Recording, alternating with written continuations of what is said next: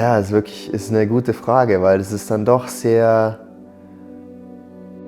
einfach so ein sehr persönlicher Traum und am Ende ein sehr egoistischer Traum. Man will es ja dann doch für sich selber. Es ist ja dann irgendwie am Ende des Tages eine Bestätigung für einen selber, dass man irgendwie, dass sich die ganzen Jahre, das ganze Training ausgezahlt hat, dass also alles, was man reingesteckt hat, dass sich das ausgezahlt hat, dass man alles richtig gemacht hat. Und ich weiß ja auch nicht, wie es sich anfühlt, am Ende dann auf der Insel zu starten oder geschweige denn als Erster über die Ziellinie zu laufen. Ich kann mir es ein bisschen vorstellen vielleicht, aber was es bedeutet dann, das kann ich, glaube ich, fast erst sagen, wenn ich es erreiche.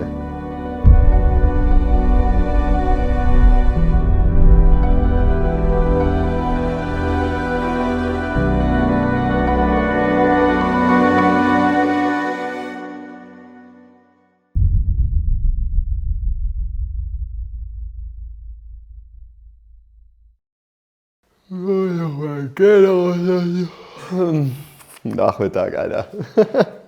Ja, ich bin Frederik Funk, deutscher Profi-Triathlet, 28 Jahre alt, wohne im wunderschönen Kufstein. Hi everyone, I'm Joanna Funk and I work for Challenge Family in marketing and I'm also a triathlete. Should I add and I'm also Fred's wife? I can roll my eyes. Also it's super strange to say Joanna Funk. Seit diesem Jahr auf der Langdistanz unterwegs.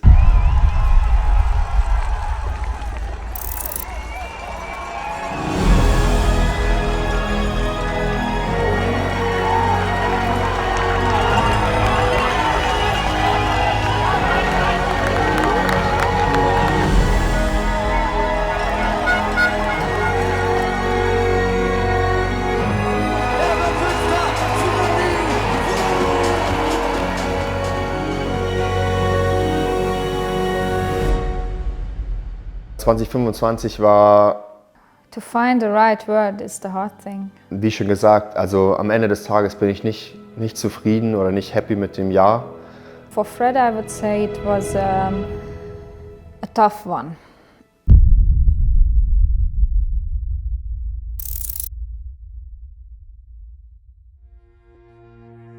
Vor einem Monat habe ich es verkündet, ich starte meine allererste Langdistanz beim Challenge Rot am 6. Juli. Los geht es hier in Australien. Ich bin in Noosa seit über 2 Monaten schon. Jetzt sind es nur noch 1,5 Wochen. Dann fliegen wir von hier nach Singapur zum ersten Rennen an der T100 in Singapur. Erstes Rennen der Saison. Der Low der letzten 10 Wochen in Australien war einfach wirklich sehr hoch. Habe mich leider schon die Tage vor dem Rennen einfach nicht ganz so gut gefühlt. Gerade mein Rücken war so zu am Anfang, dass ich irgendwie gar nicht so richtig meine Beine ansteuern konnte. Bin dann auch nach einer Runde bei Joanna stehen geblieben für 2 Minuten, mich ein bisschen gedehnt, habe mit ihr darüber diskutiert, ob ich jetzt weitermachen soll oder nicht. Es war dann wirklich ein mentaler Fight, da überhaupt noch zu finishen. Aber auch wenn ich mir natürlich ein bisschen mehr erhofft habe, ich habe gefinisht. Es war mir dann irgendwie wichtig, dann als 16. ins Ziel gekommen. In 2 Wochen geht es auch ins Höhentrainingslager nach Sierra Nevada. It was ups and downs for him. There were good moments and bad ones, good camps and not so good ones. Herzlich willkommen hier aus dem ersten Höhentrainingslager der Saison in Spanien, in der Sierra Nevada. Jebel Keindl, Trainingskollege, hier wieder am Start. Tiroler, Team vor die Berg. It was his first ever really challenging year.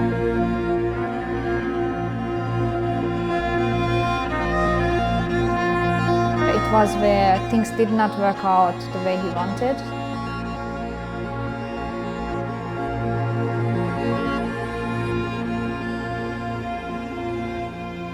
Nothing was as we really hoped for.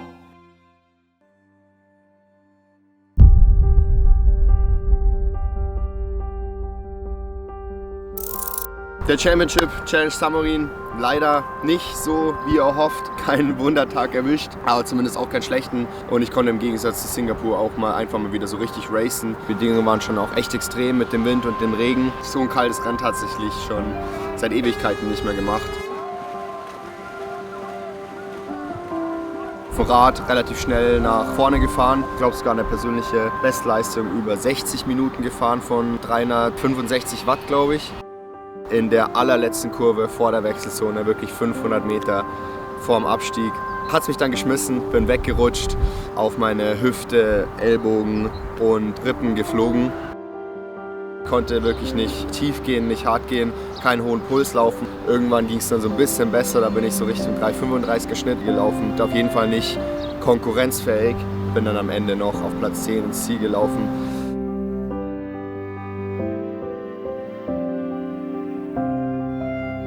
Am Mittwoch geht schon ins nächste Trainingslager, wieder in die Höhe nach Park City.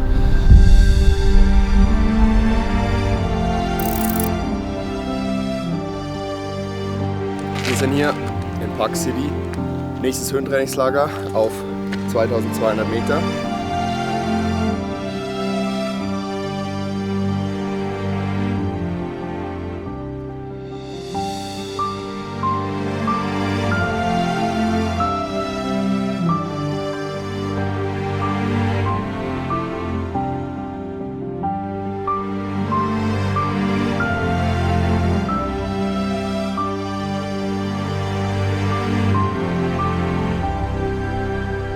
Ich hoffe, ich kann nächste Woche auch wieder schwimmen. Jetzt diese Woche, muss ich ehrlich sagen, hat es mich jetzt nicht so gestört, weil habe ich mich halt einfach auf Rad und Lauf fokussiert. Ich hatte jetzt 20 Stunden Radfahren und knapp 100 Kilometer Laufen. Also stabile Woche, aber halt kein Schwimmen. Dann geht es nach Vancouver, T100. Nochmal ein letztes Rennen, ein letzter Hit-Out vor Rot.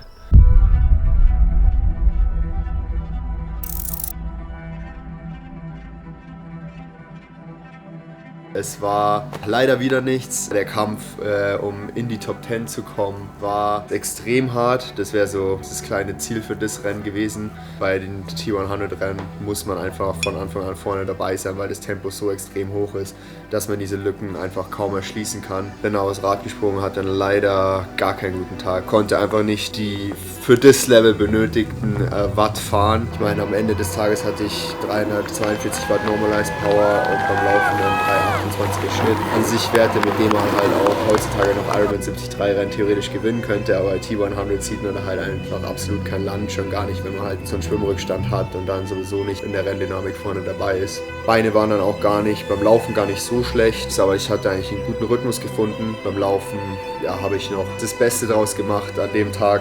Für meine Verhältnisse gut gelaufen, damit war ich dann eigentlich ganz zufrieden. Ich meine, nach vorne konnte ich nichts mehr machen, niemanden mehr einholen, da war der Rückstand dann einfach schon zu groß und bin dann am Ende des Tages als 16. über die Ziellinie gelaufen. Natürlich platzierungsmäßig enttäuschend und auch von der Performance weiß ich, dass ich mehr drauf habe. Aber ja, den Umständen entsprechend war das dann einfach an dem Tag ja, das Beste, was drin war.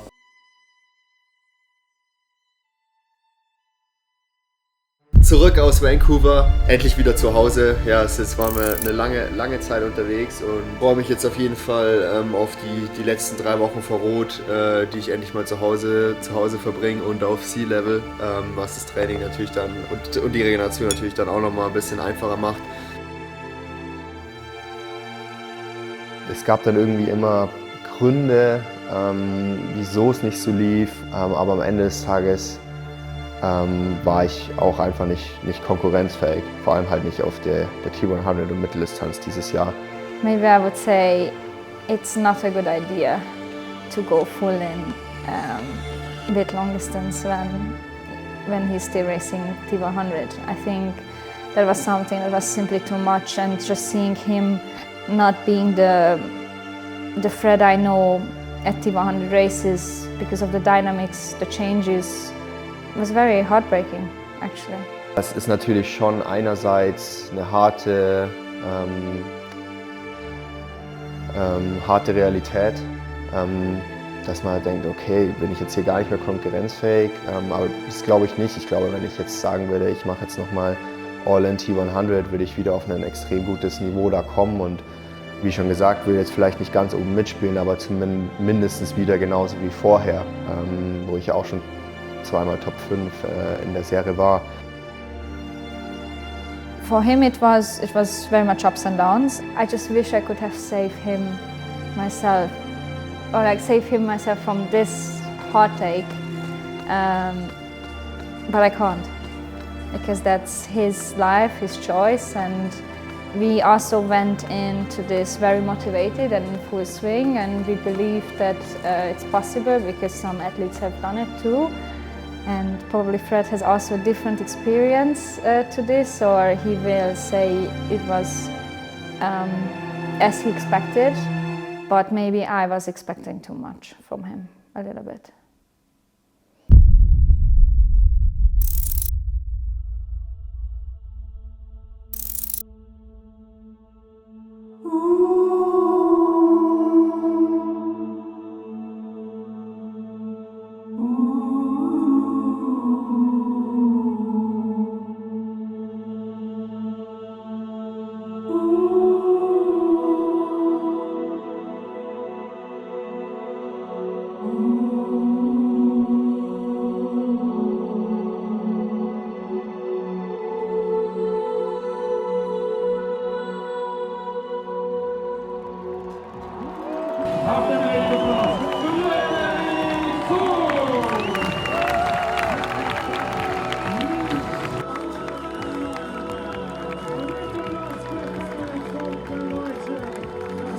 Missing the qualification by 90 seconds or 81 seconds was very hard too. Knapp daneben ist halt auch vorbei am Ende des Tages. In allen Ecken und Enden habe ich mir mehr erhofft oder hätte es besser laufen können. Auch bei meinen ersten beiden Langdistanzen muss ich sagen, ja, bin ich zufrieden mit meinen Leistungen, aber sicher war halt irgendwo das Ziel, dann auch in Rot direkt auf dem Podium zu stehen oder halt natürlich in Thun direkt die Hawaii-Quali zu holen. Aus den Niederlagen lernst du mehr als aus den Siegen. Es war halt irgendwie so ein Jahr der Veränderungen, gerade auch mit so dem Schritt auf der Langdistanz hat sich halt einfach sehr viel geändert.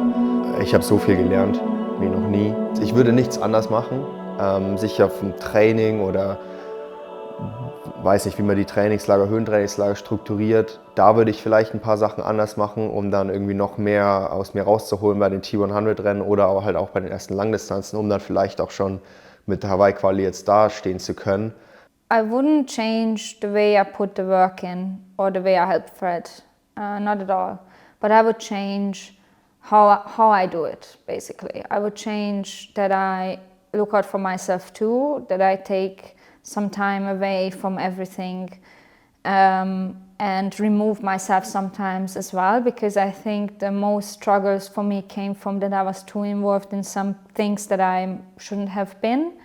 And it would be easier if I'm taking a step back and I'm looking at things in an outside perspective, looking at his results, his training, his camps, or just our life from an outside perspective for a second and realize how far we have come. Aber ja, das gehört halt einfach dazu. Es klappt halt nicht immer. Und jetzt kann ich eigentlich schon mit einem Lächeln auf das Jahr zurückblicken. Und glaube, ich kann jetzt schon sagen, dass keiner der zukünftigen Erfolge würde so passieren, ja, ohne die Niederlagen oder das nicht so erfolgreiche 2025. Then he had his crash just recently.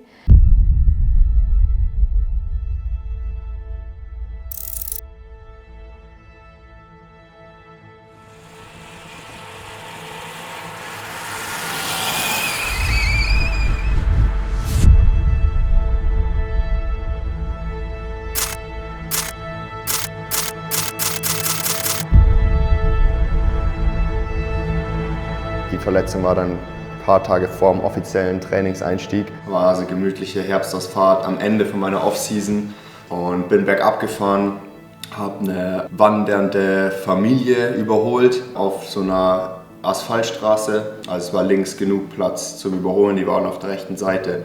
Bin links vorbeigefahren und genau in dem Moment ist mir leider ein kleiner Junge rübergelaufen, direkt vors Rad und Ich bin komplett in ihn reingefahren, mich hat's überschlagen. Dem kleinen Jungen ist zum Glück nichts Größeres passiert. Er hat eine kleine Platzwunde am Kopf, aber es war zum Glück nichts weiteres. Man denkt dann jetzt nicht irgendwie direkt erstmal daran, jetzt nächste Saison ist gelaufen oder was auch immer. Das kommt dann erst, glaube ich, wenn man dann wirklich irgendwann realisiert, so vielleicht im Röntgen, okay, das muss operiert werden. Die nächsten Wochen, Monate werden auf jeden Fall hart und dann denkt man irgendwann so daran, ja okay, es wird jetzt dann doch ein bisschen stressig mit der Vorbereitung oder mit dem Ziel Ironman Neuseeland, was halt einfach schon Anfang März ist. Mit so einer Verletzung ist natürlich nie der richtige Zeitpunkt. In dem Moment, als ich da auf der Straße lag und schon gemerkt habe, dass irgendwas nicht passt mit meinem Ellbogen, da denkt man sowieso direkt ans Schlimmste, war ja dann auch gebrochen.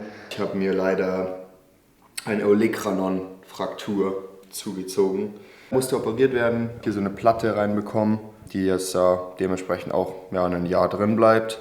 Noch nach wie vor mein Ziel ist Anfang März Ironman Neuseeland und es ist halt schon relativ früh und deswegen haben wir halt auch nach T100 in Spanien gesagt, jetzt machen wir Off-Season, um dann wirklich genug Zeit für den Aufbau zu haben und da überhaupt nicht stressen zu müssen und dann in einer richtig guten Form Anfang März zu sein.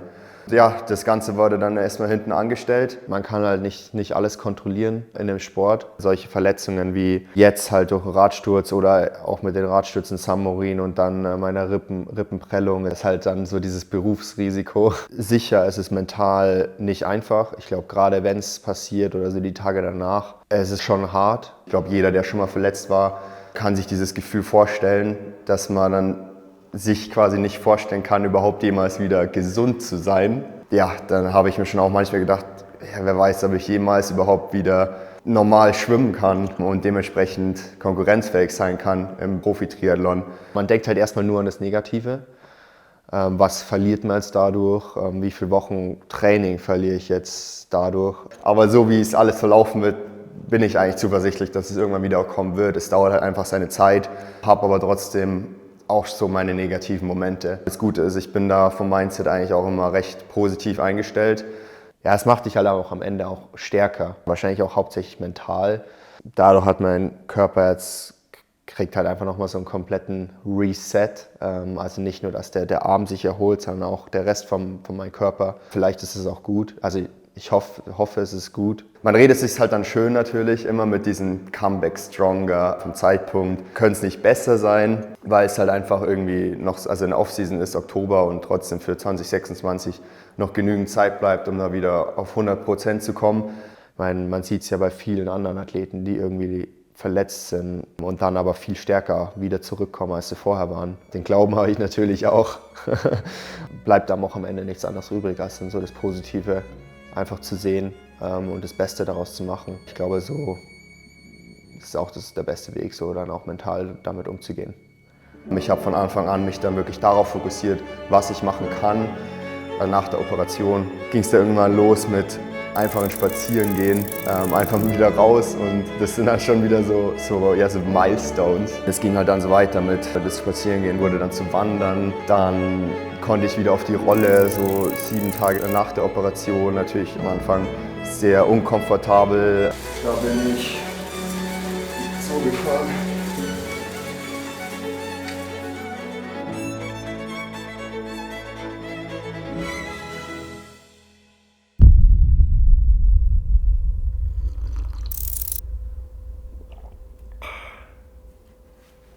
Rechts.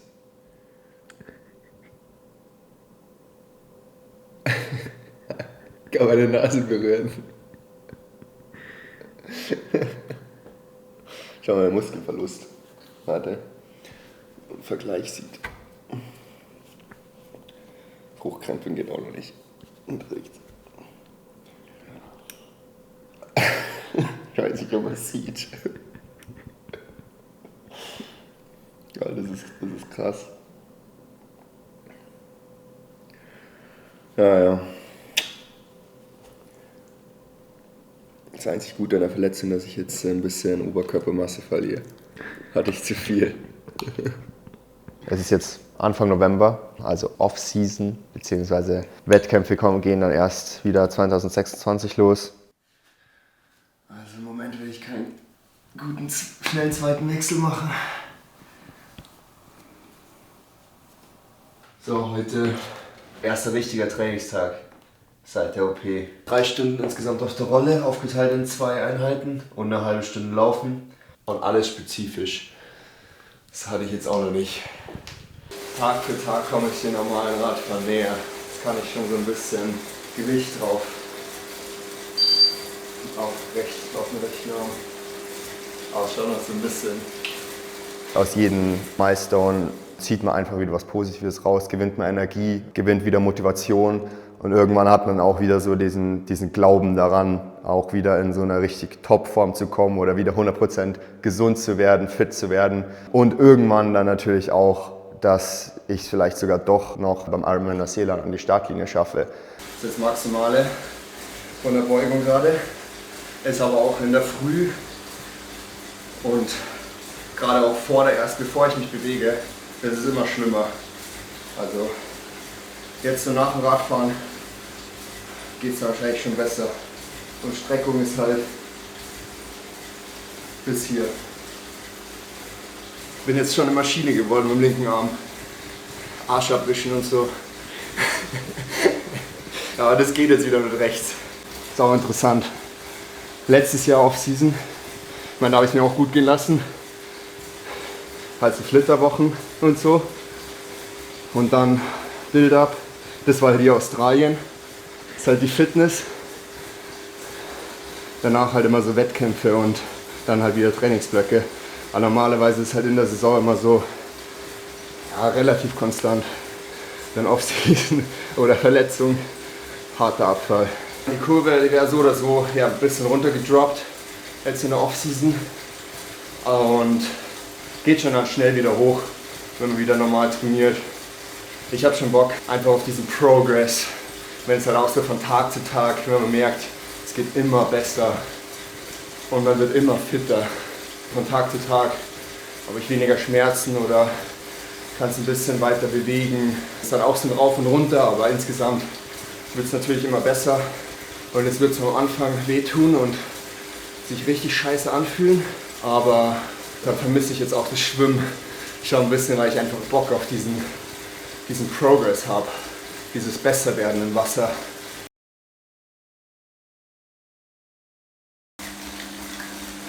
Virtuell fahre ich gerade 2%. Das passt so, oder? Das ist ungefähr 2% Steigung. Junge, da hat gar kein mehr Gewicht vorne drauf. Gar kein Gewicht mehr vorne drauf. Ich glaube, das ist so 25 oder sowas. Geht halt auch bergab.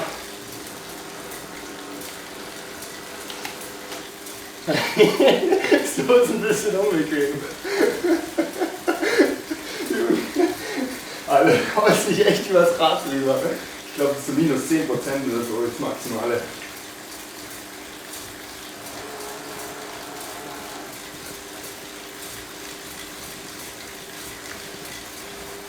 Ich brauche neue AirPods einmal pro Jahr.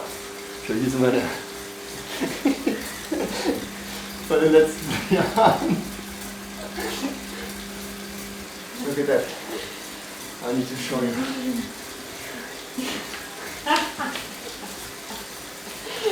You were hopeful, weren't you? No. What do you want to show me? Fred has quite a big impact on my life, and of course I am also sure that I have a huge impact on his life too. It's all on different levels, and it really depends on the perspective we look at. He's really, really disorganized, and I'm brave to state that he would be incredibly lost without me with his everyday things or such when it comes to, for example, the business part of being a professional triathlete. I would say that my life actually has been very similar when I was living in Hungary at home, because I'm from Hungary.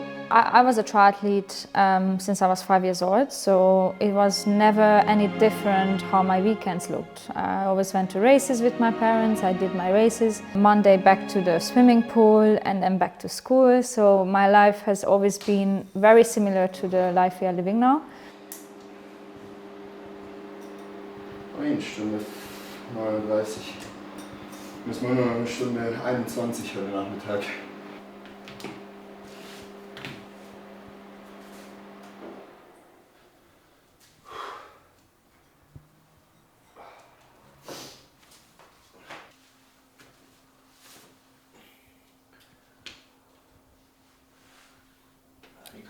anziehen heute.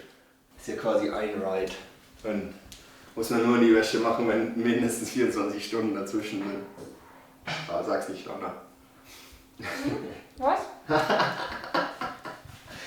I said that you only have to pack it into the laundry if there's more than 24 hours between the sessions. But because I'm doing another ride today, I can wear it again. Also, you have hundreds of socks. You can take out and not Yeah, but I don't have But so you many. sweated in it. It's disgusting. Yeah, but I'm not done with my ride. Just first half. I'll do the second half to the afternoon. Yeah, but you will shower. Yeah? Yeah. You will have a rest. Uh, Yeah. Then you can take out new socks and turn it inside out and take it into the laundry. I'm not kidding. Bring the socks to the laundry. Grab your socks and put it in the laundry box. Please. first I put myself in the laundry. Yeah. You have the socks. No.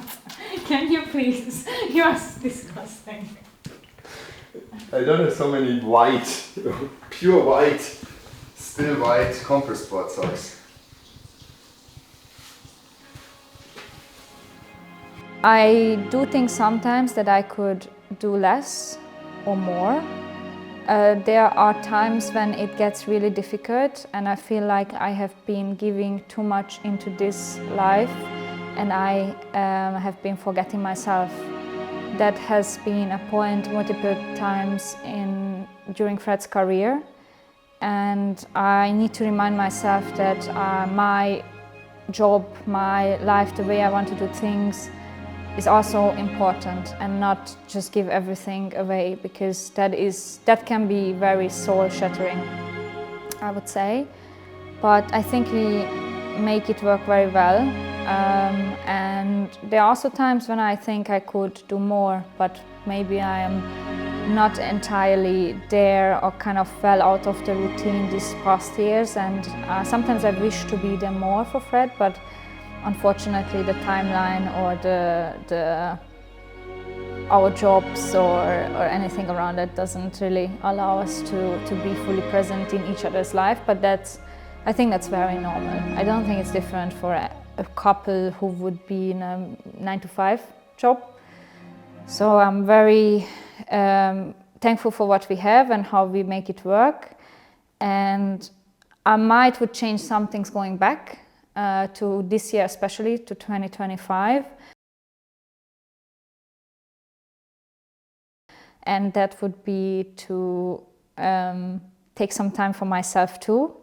But other than that, I would do the same. Because we are not here on the weekend. So I had to go it early today. You're so kind. Thank you. No, that's really pretty. But I thought it would be bigger. It doesn't matter. Here. You brought me something? Yeah. You going to open it now? Yeah. You can. It was not planned for the camera. Just in case. Actually, Tom wasn't even recording. Just in case you thought. Aww. Thank you so much, my love. I love you. Happy anniversary. Yeah, we have wedding anniversary this weekend. The first.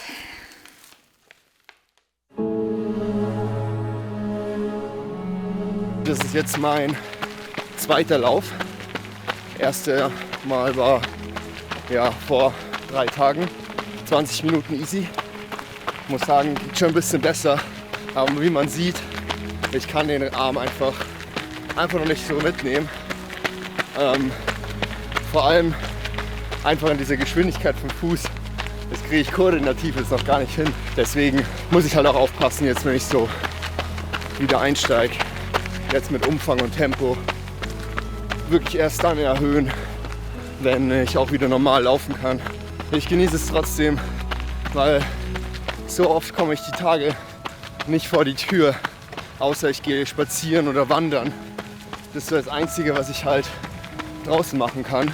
Sonst ist halt einfach viel Reha mit Physio, Krafttraining, halt auch viel für den Unterkörper, um zumindest das alles aufrechtzuerhalten.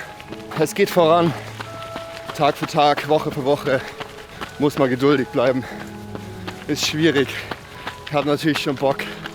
Sogar auf Schwimmen habe ich langsam wieder Bock. Muss ich zugeben. Noch circa 3 Wochen. Dann jetzt nochmal ein Röntgen. Hoffentlich ist es dann auch schon einigermaßen zusammengewachsen, dass ich dann auch wieder Belastung auf den Arm bringen kann. Und dann auch wieder schwimmen und Bizeps Curls. Ich glaube jetzt hier gemütliches 5 Minuten Tempo. Schneller macht es auch noch keinen Sinn.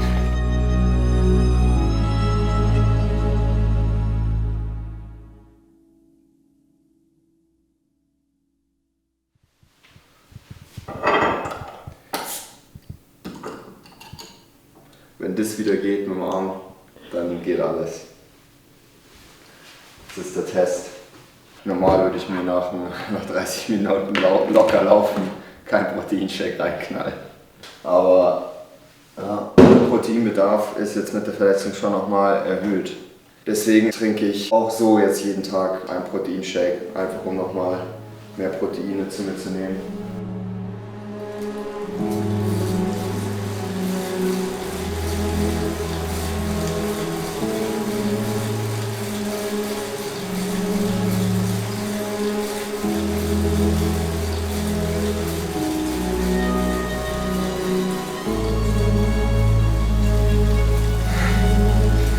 Freihändig gerade 20%. Ganz normal. Mache ich da draußen auch so. Bei den Beinen. Das ist auch echt. 1/2 Stunde laufen. Sind die Muskeln von mir direkt. So ungewohnt.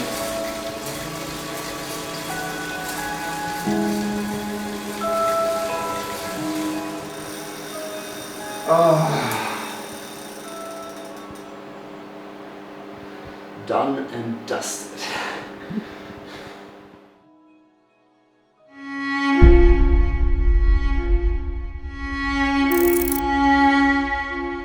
Hab dann auch gemerkt, so in der 2. Dezemberhälfte, ja, die Fitness geht echt gut voran und ich bin guter Dinge, dass das mit Neuseeland trotzdem klappen kann. Ellbogen ist wieder mehr oder weniger einwandfrei. Das Maximale, was ich strecken kann, ist jetzt so im Moment. So zum Vergleich. Ich kann halt auch ein bisschen überstrecken sonst. Beugung ist so bis hier. Also fehlt auch nicht mehr viel und ich hoffe dann, ja, dadurch, dass ich jetzt auch wieder belasten kann und alles, letzter Check hat auch gut ausgeschaut, wird es dann hoffentlich auch schneller besser. Jetzt hier neues Laufband, wird jetzt eingeweiht. Shoutout an Live Fitness, die mir das hier zur Verfügung gestellt haben. Habe 4x10 Minuten bei 3,40er bis 3,35er Pace. Ironman Pace 2026 würde ich sagen. Fortschritte jetzt in den letzten Wochen waren echt richtig gut. Fitness ist auch echt gut für Dezember eigentlich. Habe ja auch im Höhenzelt geschlafen dann die letzten 4 Wochen. Beziehungsweise jetzt bin ich wieder seit einer Woche draußen und dann gehe ich wahrscheinlich Ende dieser Woche nochmal rein für 3 Wochen, bevor es dann ins erste Trainingslager nach Lanzarote im Januar geht. Dann probieren wir es mal aus, den Spaß.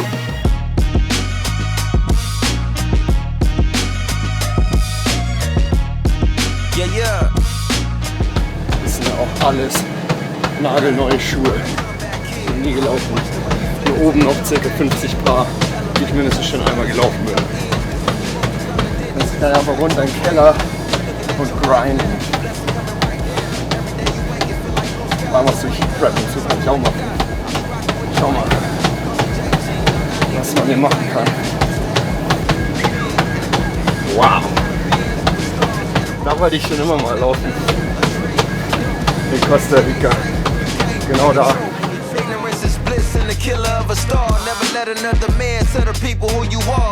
Make it through the struggle if you grow from every scar. You gon' come back again, bro. It's time to do it large. Yeah, yeah.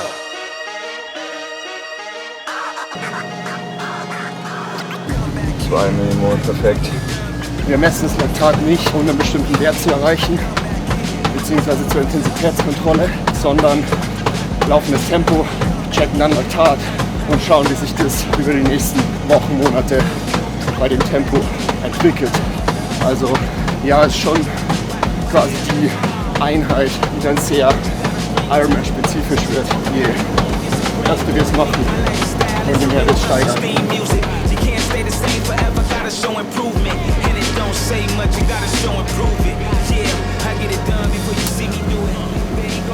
Das Laufen ist so nice. Stellst ein Tempo ein, wenn es Laktat passt, Herzfrequenz passt, dann bleibt man einfach. Laktat war jetzt sogar 2-0, 2-2 beim zweiten. Muss natürlich eher so Richtung 1,5, wenn ich das Tempo dann wirklich beim Ironman laufen will. Ja, es ist immer noch Mitte Dezember, ein bisschen weniger als 3 Monate bis Neuseeland. Rad- und Lauffitness bin ich sehr zuversichtlich, dass es sehr gut werden kann.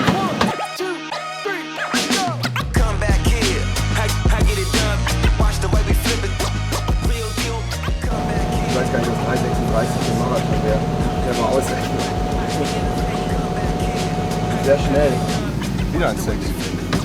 Hey. Du musst einen Marathon-Shape oder was?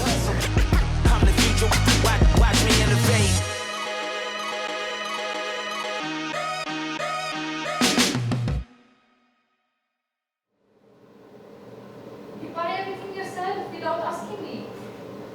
Yeah. I don't know. So, hardest thing in the world, finding Christmas present for Fred. You always say you don't want anything. Just gift me coffee. That's always good. But I do that without Christmas. Then you know what you can give me?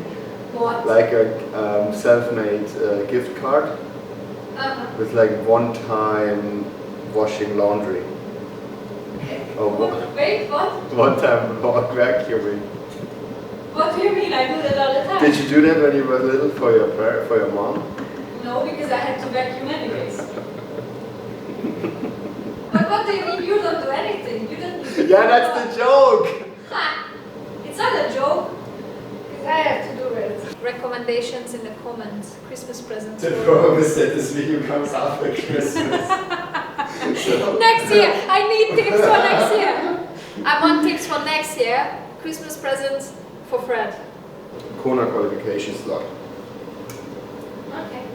Oh, Exactly. right? Exactly. Say something else. Das ist deiner, das ist Jana, das ist meiner. Das sind nicht alle für dich. Alle für mich. Nur wir brauchen schon 3 Schüsse. My life would be completely different if Fred would have a normal job, I think, because it's really difficult even to compare. We definitely wouldn't travel this much. I would have a normal schedule, not like all over the world, all over the place, all the time. And probably we would have both a 9 to 5. None of us would work from home, but I would also see him less. So I wouldn't choose that life for this reason. Of course, it's completely different now because I do have a job and Fred has his own job too as a professional triathlete. We both have to be very, very open and flexible with each other. Das ist auf jeden Fall hier das Hallenbad am Aachensee. Das sieht im Hintergrund, geiles Panorama. Ist ein bisschen weiter zu fahren von Kufstein, so 35 Minuten. Allerdings lohnt sich, finde ich, weil das Becken ist immer leer, ist komplett durchgeleint, also 25 Meter. Dafür fahre ich gerne ein bisschen mehr im Winter. Lerne hier gerade noch meinen Plan auswendig, habe jetzt auch einen Schwimmcoach. Das heißt, die Zusammenarbeit ging jetzt auch endlich offiziell los, damit die Form auch noch schneller kommt. Dann ging es auch schon los, dass ich wieder ins Wasser gegangen bin, mit einarmig schwimmen, Beine schwimmen. So ziemlich genau nach 9 Wochen nach der Operation konnte ich auch die ersten Kraulzüge wieder machen. Das ist dann so der Moment, wo man merkt, okay, jetzt ist mal wieder ein Triathlet, jetzt geht es wirklich wieder aufwärts.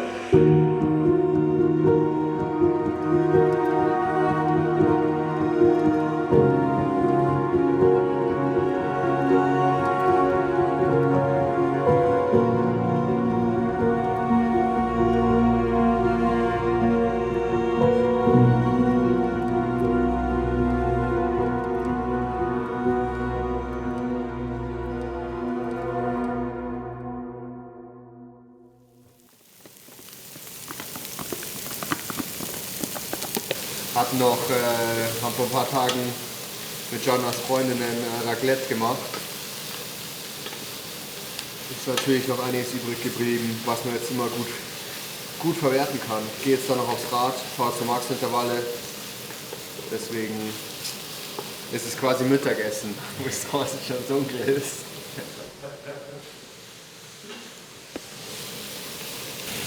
Ja, komm, 5 Eier.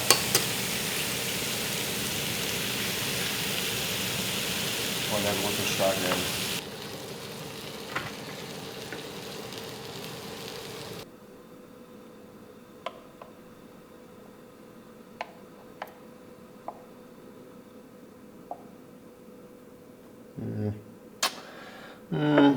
Ging schon mal besser. Aber der riecht krass intensiv, der Kaffee. Rotwein, Johannisbeere, gebrannte Mandeln. Riecht mal richtig raus.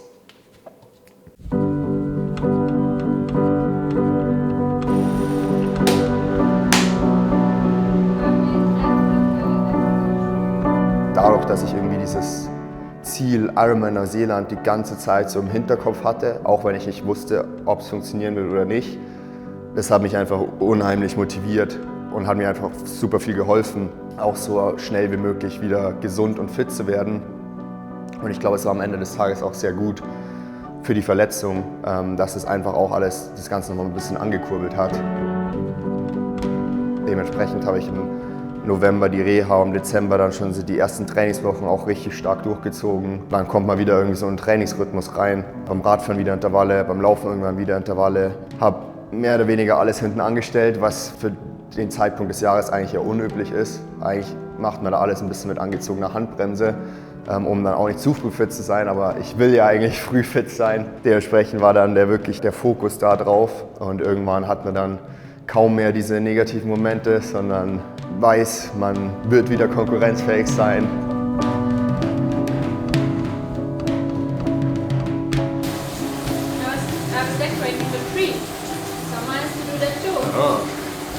I wanted to do that with you together. Yeah. Mm-hmm. Yes. Wow, that's a big lie. Not a lie. It's our first Christmas tree. You would have never decorated with me. Of course. When? Today evening, after dinner. When you wanna sit on the couch and put your legs up? No. For that I would have sacrificed my recovery. Because I have a No. Well, now you will never know. I can live with that. What? Oh, he's keeping himself. Oh, he doesn't want to sit down. He's really a baby. Yeah. It's so funny. You can carry him around like this. Boop. Alright. Boop. Have a good shower. Alright. I will kill my legs. Ja, wir haben bis jetzt im Dezember quasi einfach so eine gute Base erstmal aufgebaut wieder. Grundlagentraining, viel V2 Max Training oder dieses bekannte Zone 2, Fat Max, Ironman, wie man auch immer man es bezeichnen mag.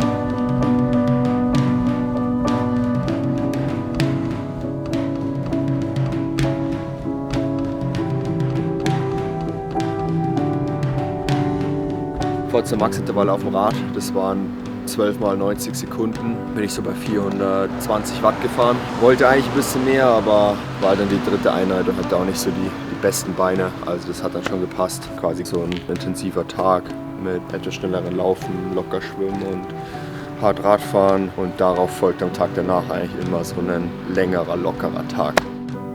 Cool.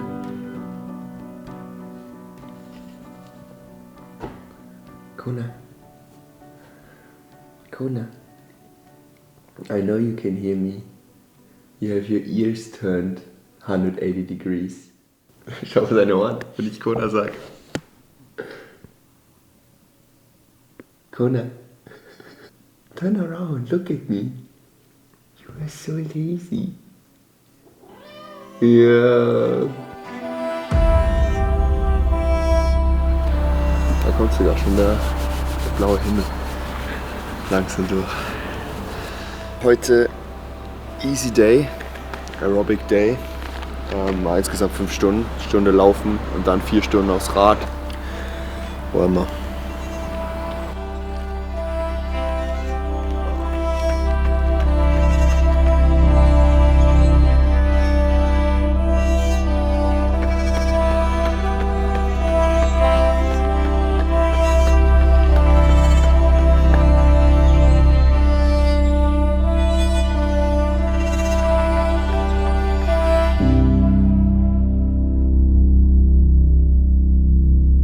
I remember sitting at home, I don't even know how it was, I probably like 10, and I remember Hawaii was going in a TV and it was a big thing, and my old coach from home, he was actually racing there once, I think.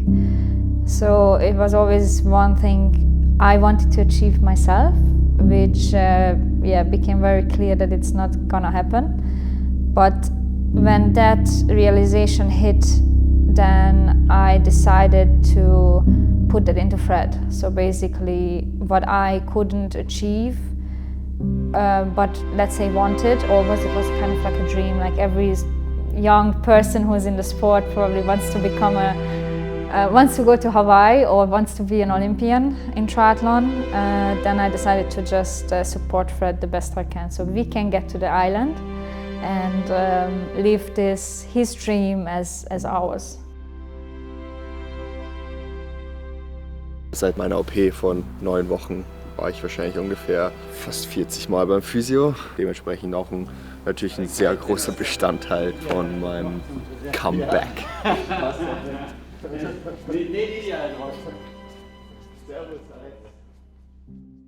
Es ist das Gewebe selber heilt im Prinzip immer gleich schnell, aber du kannst halt gewisse Abläufe, ich sage mal, schneller machen. Also jetzt schneller wieder in mein normales Bewegungsausmaß kommen. Und der Vorteil ist halt beim Profisportler, es ist schon die generelle Wundheilung, sie ist ein bisschen schneller als über einen Otto-Normalverbraucher. Das soll schon ein Vorteil sein, dass man Profisportler ist. Im Prinzip probiert es eigentlich einfach muskulär alles aufzulockern, dass weniger Spannung im Gelenk ist, dass man eigentlich dann somit weiter in Streckung bzw. in die Beugung dann eigentlich kann. Was ich vorher gemacht habe, ist eigentlich einfach nur passiv endgradig in die Streckung zu arbeiten. Die Streckung an sich, passiv, geht schon gut, mit dem bin ich eigentlich wirklich zufrieden. Und was jetzt halt noch das Problem ist, ist einfach die Ansteuerung, das Endgradige in die Streckung, dass er das allein aktiv dann schafft. Aber im Großen und Ganzen wirklich zufrieden.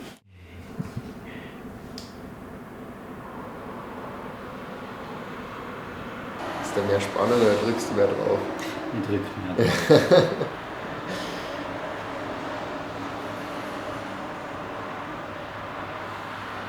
Nur für die Fans.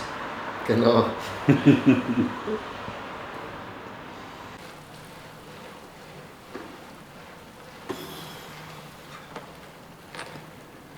Gutes Warm-up hier im auch.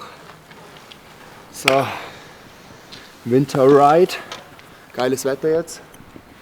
Hat sogar 10 Grad. Aber es wird natürlich jetzt dann kälter, weil jetzt die Sonne jetzt dann bald wieder untergeht. Dementsprechend bin ich warm angezogen, sichtbar natürlich auch, und Licht. Also die letzte halbe Stunde wird auf jeden Fall schon im Dunkeln gefahren. Let's go. Core Temperature 37,2 Grad. Ist auch wichtig jetzt, ist Heat Prep.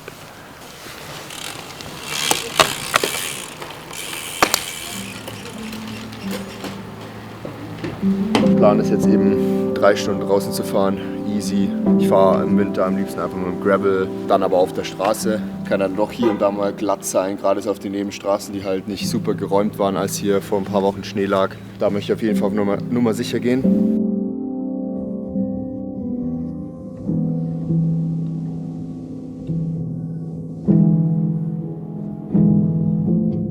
Das Wichtigste so bei diesen Trainingstagen, wo nur locker auf dem Programm steht, auch wirklich locker zu machen, dass man dann halt auch wieder ready ist für die harten Sessions, gerade wenn es jetzt im Moment so hochintensiv ist mit VZ Max und so. Lieber das Lockere lockerer machen und dann das Harte hart genug.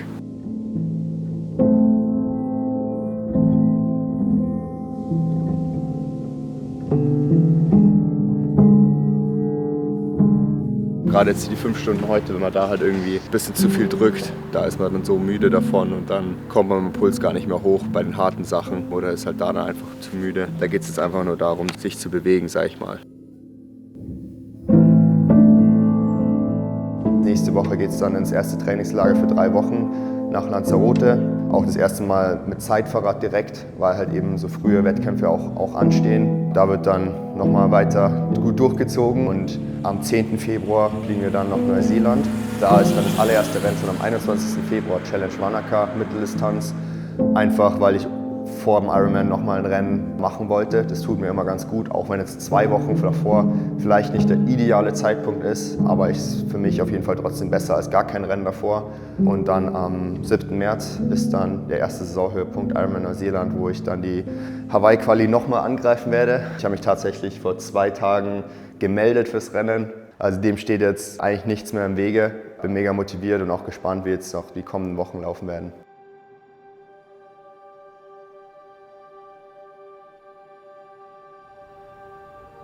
I wish and I hope from the bottom of my heart that he would, but I think it is not the year yet. It will come. It will come later. Ich meine, jetzt sind wir schon wirklich, jetzt reden wir hier über Hawaii gewinnen. Ich bin jetzt noch nicht mal qualifiziert. Ich wäre schon froh, wenn ich auf der Insel starte. Nur um das mal einzuordnen. I don't think it's a year he would win.